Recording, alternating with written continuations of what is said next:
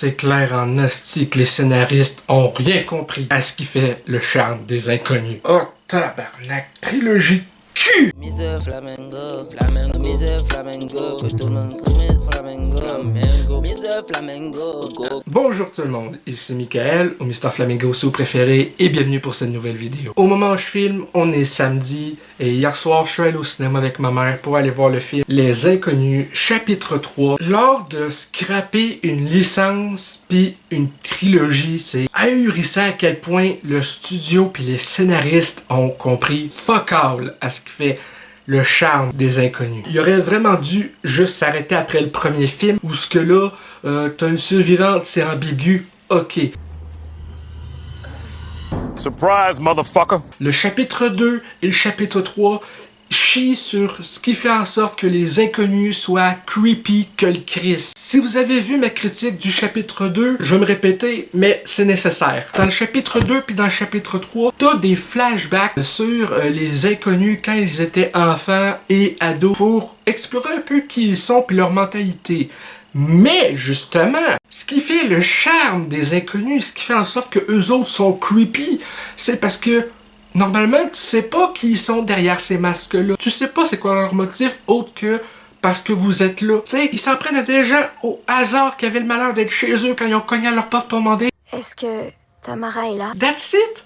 T'as pas besoin d'explorer qui ils sont. Tu viens enlever tout le suspense derrière ces personnages-là. Non seulement ça, mais dans cette trilogie-là, ça se passe dans une municipalité qui a même pas 500 habitants, où ce que tout le monde a l'air de se connaître, tout le monde peut agir de manière suspecte, probablement parce que les gens ils savent que ces inconnus-là s'en prennent normalement à ceux qui sont pas du coin. Toute cette peur-là vient, pour le viewer, en tout cas selon moi, s'évaporer, parce que plus que t'en apprends sur ces trois tueurs-là, le moins ça les rend creepy, le moins t'en as quelque chose à chier de qui ils sont. C'est ça qui fait en sorte que celui de 2008 puis 2018, pour moi, il marche beaucoup mieux. T'as pas de motif autre que Parce que vous êtes là. Pis s'ils voulaient vraiment, les scénaristes, raconter l'histoire de cette trilogie-là au grand complet, faites un seul film d'1h45, parce que ici, ça étire encore une fois la sauce. Les flashbacks, t'en as rien à chier. Ça amène absolument rien, autre que justement démystifier qui ils sont. Et l'évolution du personnage de Maya, autant dans la première suite, donc chapitre 2, c'est plus le fun à voir.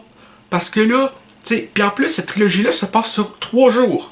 3 jours. C'est clairement expliqué quand la sœur de Maya arrive avec son chum dans ce film-ci, dans le diner, puis il demande « Avez-vous des nouvelles de ma sœur? Son fiancé a été tué, fait 3 jours. » Alors, l'évolution entre chapitre 1 et chapitre 2 est hot à suivre parce que là, elle est traumatisée, elle a perdu son fiancé. Elle a été témoin d'un vrai calvaire dans la maison qu'ils ont louée pour la nuit. Dans le 2, c'est encore cette évolution-là. Mais dans le 3, elle semble juste commencer à virer folle. T'as vraiment pas l'impression qu'elle est encore dans le même mindset que dans le chapitre 2.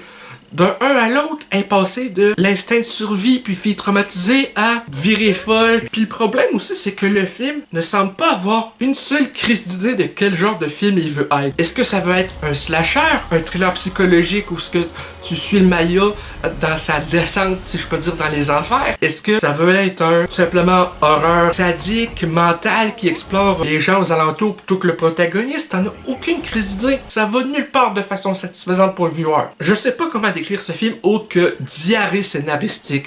Tout est mélangé ensemble pour carrément chier sur l'idée de base. C'est la réalisation est bonne, les acteurs sont bons, l'atmosphère visuelle est là par rapport à ce qui se passe, mais ça va être une analogie assez dark, ok? Donc je m'excuse en avance. Imagine okay, que le produit final, c'est les enfants d'un couple, puis que le scénario, c'est un père alcoolique qui veut noyer ses enfants dans le bain. T'as absolument rien qui fonctionne. Rien qui fonctionne pour avoir une conclusion satisfaisante. Chapitre 2 et 3 ensemble, tu mets davantage le focus sur les tueurs et les flashbacks que sur Maya qui veut survivre puis sacrer son camp de cette municipalité-là.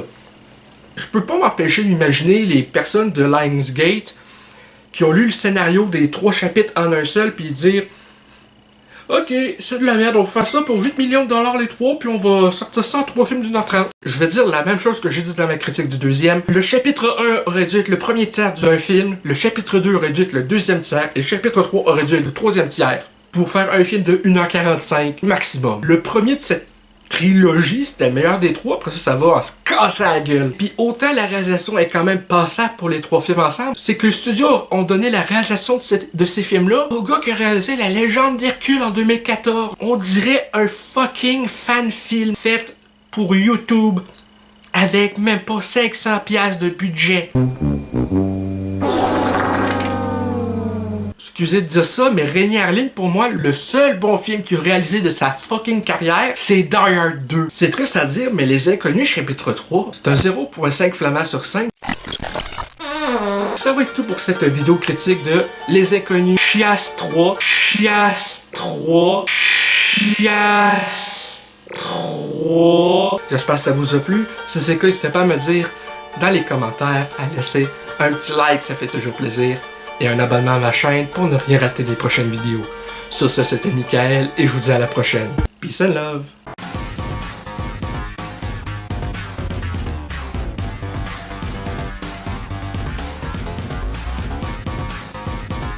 Hey le grand, c'est quoi que t'attends pour t'abonner, sacrément?